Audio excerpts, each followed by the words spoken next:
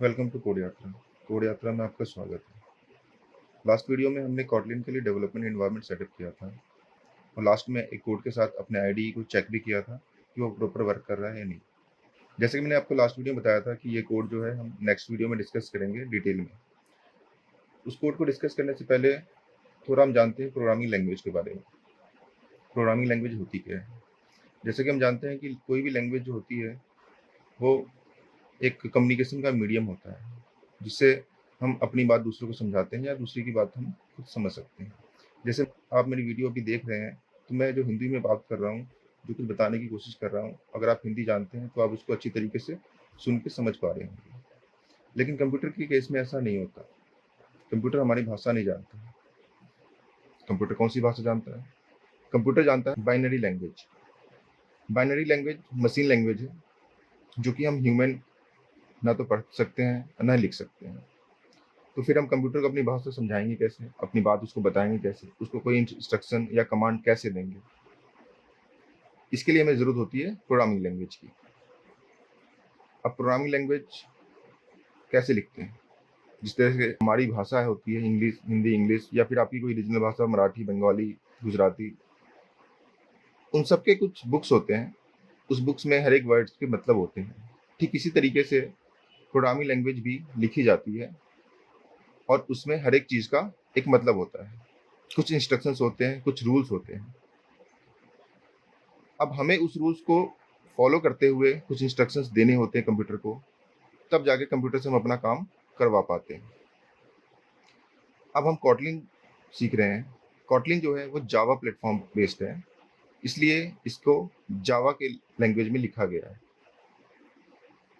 इसके जो भी सेट ऑफ रूल्स होते हैं उसको हम लाइब्रेरीज बोलते हैं। ये सारी लाइब्रेरीज हमारे आईडी में इंस्टॉल्ड है, जिसका यूज़ करके हमारी आईडी जो है हमारी फाइल को जो हम लिखते हैं उसको कंप्यूटर की लैंग्वेज में कन्वर्ट करती है। अब यहाँ पे कन्वर्ट कैसे होता है? यहाँ पे काम आता है कंपाइलर और इंटरप्रेटर। जी हाँ, कंपाइलर और इंटरप्रेटर। अब हम जो लैंग्वेज लिखते हैं वो होती है हाई लेवल लैंग्वेज, जो कि हम इंग्लिश में लिखते हैं। कंपाइलर उसको कंप्यूटर के लैंग्वेज में बाइनरी कोड्स में कन्वर्ट करता है, कंपाइल करता है। इंटरप्रेटर उस चीज़ को कंप्यूटर को समझने में मदद करता है। वो line by line, code bye code, एक एक चीज़ को बाइनरी में कन्वर्ट करके कंप्यूटर को बताता है और वहाँ से वो टास्क परफॉर्म करके जो हमारा आउटपुट है वो जनरेट करता है। तो पहला काम होता है कंपाइलर का, वो हमारी फाइल को शॉर्ट फॉर्म में कंपाइल करता है। दूसरा काम होता है इंटरप्रेटर का। इंटरप्रेटर उस चीज़ को कंप्यूटर को समझाता है या कंप्यूटर को समझने में मदद करता है। एक तरीके से वो हमारा डिक्शनरी है। इंटरप्रेटर जो है डिक्शनरी है।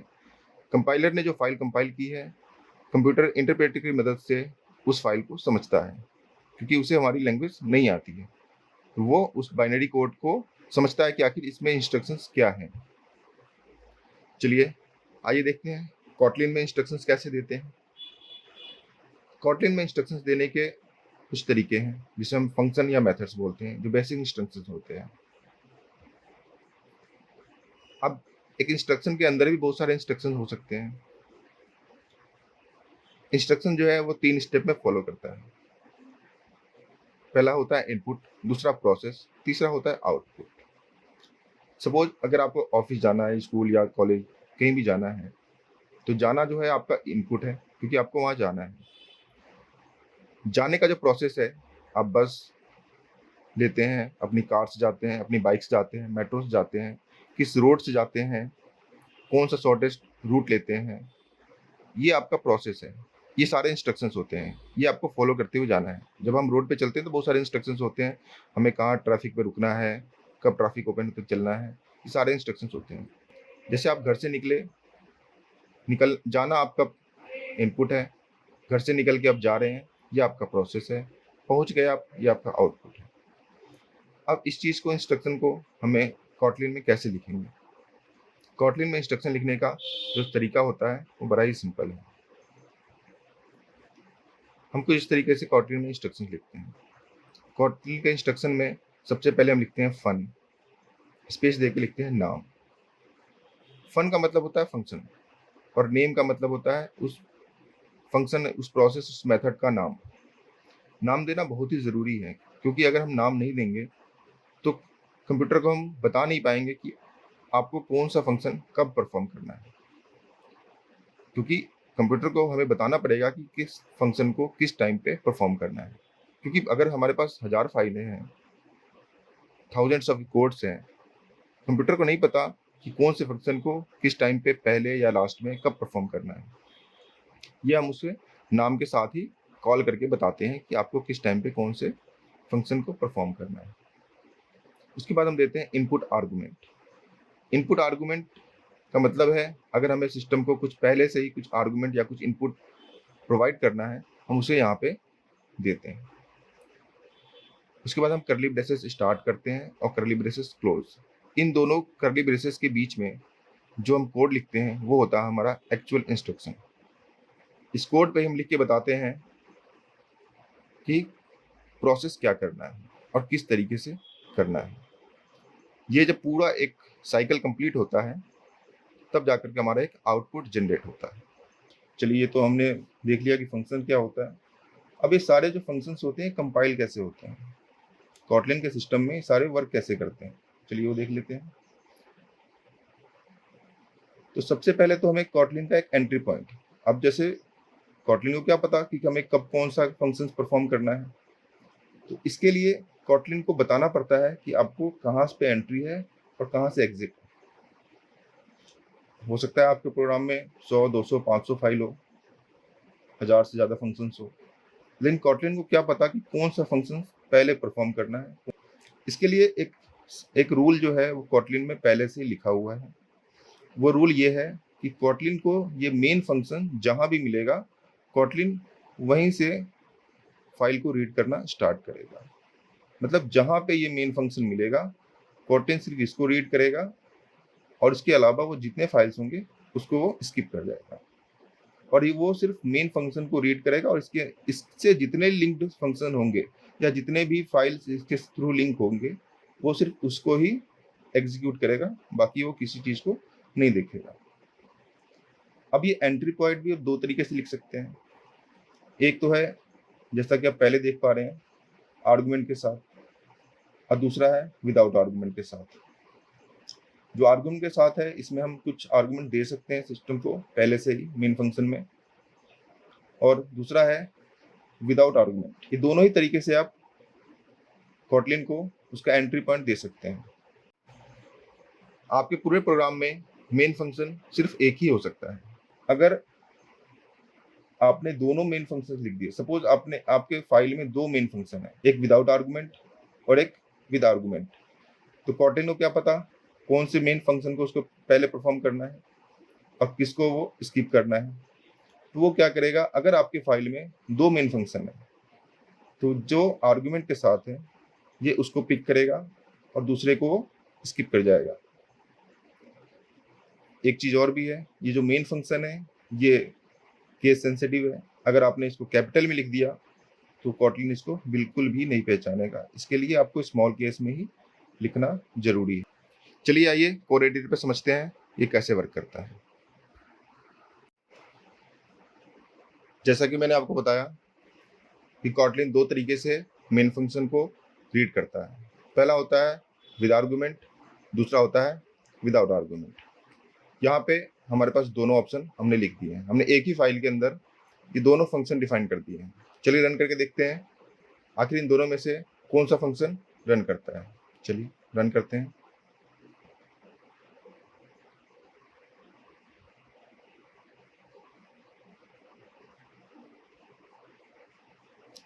देखिए हमारा यहाँ पे जो आउटपुट आया है वो बता रहा है ये विद आर्गुमेंट।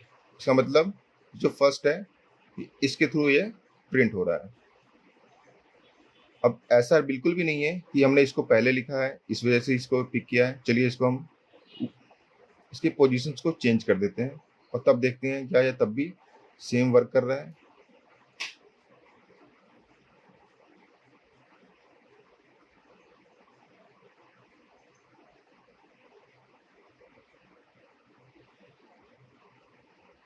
देखिए ये अभी भी सेम वर्क कर रहा है। मतलब आप इसकी पोजीशन को ऊपर नीचे कहीं भी रख सकते हैं, लेकिन ये ऑटोमेटिक पिक उसी को करेगा जिसमें आर्गुमेंट्स है। अगर इन केस अगर ये आर्गुमेंट्स वाले नहीं होते तो ये क्या करता, क्या हमें कोई एरर देगा, देखते हैं।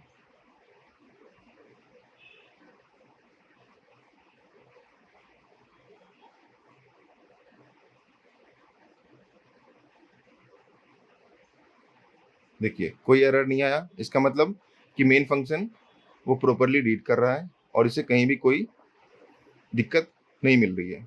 इसका मतलब हमारे फाइल में कोई एरर नहीं है।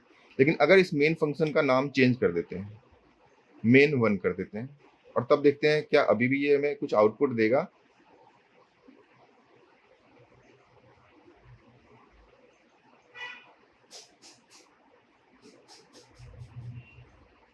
देखिए यहाँ पे ये एरर शो कर रहा है, इसका मतलब ये है कि इसे मेन फंक्शन नहीं मिला है, इस वजह से ये कुछ भी प्रिंट नहीं कर पा रहा है। मैंने आपको बताया था कि अगर हम मेन फंक्शन अपनी फाइल में नहीं देते हैं, इसके अलावा हम कुछ भी लिख देंगे तो हमारी फाइल को रीड नहीं करेगा, कॉटलिन इसको समझ नहीं पाएगा। तो हमारा मेन फंक्शन जरूरी है। क्या ऐसा है कि हम मेन फंक्शन के बाद जो कुछ लिखेंगे वो प्रिंट कर देगा? चलिए देखते हैं। एक फंक्शन बनाते हैं मेन फंक्शन के बाहर और यहाँ पे कुछ प्रिंट करने की कोशिश करते हैं, और हम सिंपली प्रिंट करते हैं 5+2 बस। कॉटलिन एक इंटेलिजेंट प्रोग्राम है, इसके लिए हमें कुछ भी करने की जरूरत नहीं है। अगर हम 5+2 भी लिखते हैं तो ये ऑटोमेटिकली इसका सम करके हमें रिजल्ट प्रिंट कर देगा। चलिए देखते हैं क्या ये प्रिंट करता है।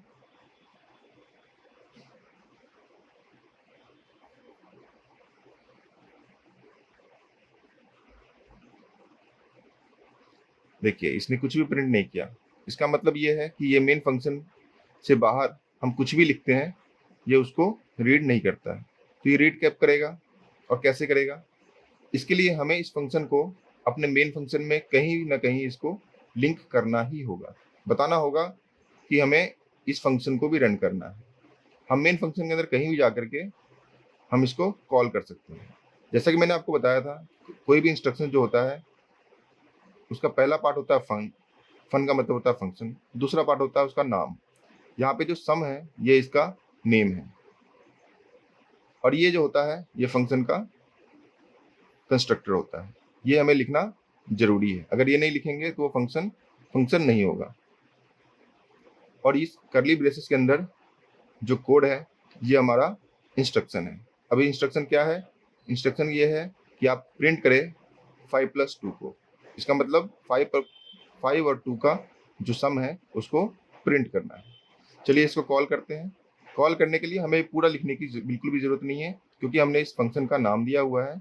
हमें सिर्फ यहाँ पे लिखना है सम, और ये इस तरीके से हम इसको यहाँ पे कॉल करते हैं। कॉल करने के बाद इसको हम एक बार फिर से रन करके देखते हैं इस बार ये प्रॉपर वर्क कर रहा है या नहीं।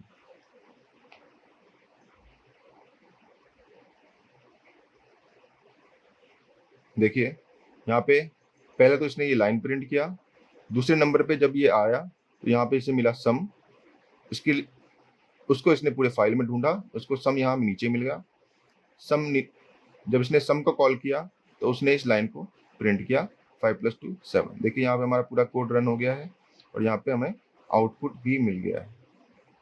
अब समझते हैं कि ये कोड आखिर रन कैसे करता है, इस कोड को रन करने का प्रोसेस क्या है। अभी तक हमने देखा कि हम कुछ भी फाइल में कुछ भी लिखते हैं, ये हम इंग्लिश में लिख रहे हैं जैसे कि आप देख पा रहे हैं। अब हाई लेवल लैंग्वेज को कंप्यूटर के लो लेवल लैंग्वेज यानी बाइनरी लैंग्वेज में कन्वर्जन कैसे होता है, वो कन्वर्ट कैसे होता है। चलिए पहले थोड़ा बेसिक्स जान लेते हैं इसके बारे में। कंपाइलेशन का जो प्रोसेस है वो कुछ इस तरीके से वर्क करता है। जैसा कि मैंने आपको पहले बताया था कि कॉटलिन और जावा दोनों एक साथ एक ही फाइल में लिखे जा सकते हैं। कॉटलिन के कोड जावा के साथ रन कर सकते हैं और जावा के कोड कॉटलिन के साथ रन कर सकते हैं। कंपाइलेशन के टाइम कॉटलिन का जो कोड होता है वो कॉटलिन सी जेवीएम का यूज़ करके फाइल को कंपाइल करता है, और जावा की जो फाइल होती है वो जावा सी कंपाइलर का यूज़ करके अपनी फाइल को कंपाइल करती है। और ये दोनों कंपाइल करके एक बाइट कोड डॉट क्लास की बाइट कोड फाइल जनरेट करते हैं। ये बाइट कोड फाइल जो है ये प्लेटफॉर्म इंडिपेंडेंट होती है। प्लेटफॉर्म इंडिपेंडेंट होने के कारण हम इसे मैजिक कोड भी कहते हैं। इसका सबसे बड़ा कारण ये होता है कि अगर आपने ये बाइट कोड किसी विंडो सिस्टम पे जेवीएम का यूज़ करके जनरेट किया है, इसका मतलब ये नहीं है कि इस फाइल को रन करने के लिए आपको विंडोज सिस्टम और जेवीएम होना ही चाहिए। आप इसको कहीं पर भी रन कर सकते हैं, चाहे वो विंडोज़ पे रन कर रहा हो या लिनक्स पे या आईओएस पे।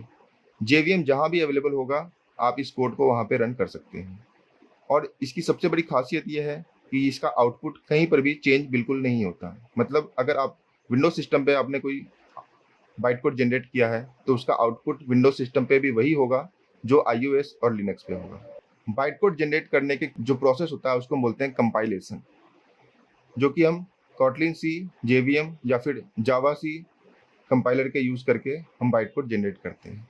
कंपाइलेशन वही प्रोसेस है जिसमें हमारे हाई लेवल लैंग्वेज को कंप्यूटर के लो लेवल लैंग्वेज में कन्वर्ट किया जाता है। इस फाइल को सॉर्ट किया जाता है और फाइल को कंप्यूटर के समझने लायक लैंग्वेज में कन्वर्ट किया जाता है और ये डॉट क्लास फाइल जनरेट होती है। अब इस डॉट क्लास फाइल को जावा में रन करना नेक्स्ट प्रोसेस है। अगला प्रोसेस क्या होता है? वो होता है जेवीएम में इस फाइल का रन होना और आउटपुट जनरेट होना। ये कैसे होता है? क्योंकि जावा इस कोड को तो समझता है, लेकिन इस कोड के प्रोसेस को नहीं समझता। तो इस प्रोसेस को कैसे समझेगा?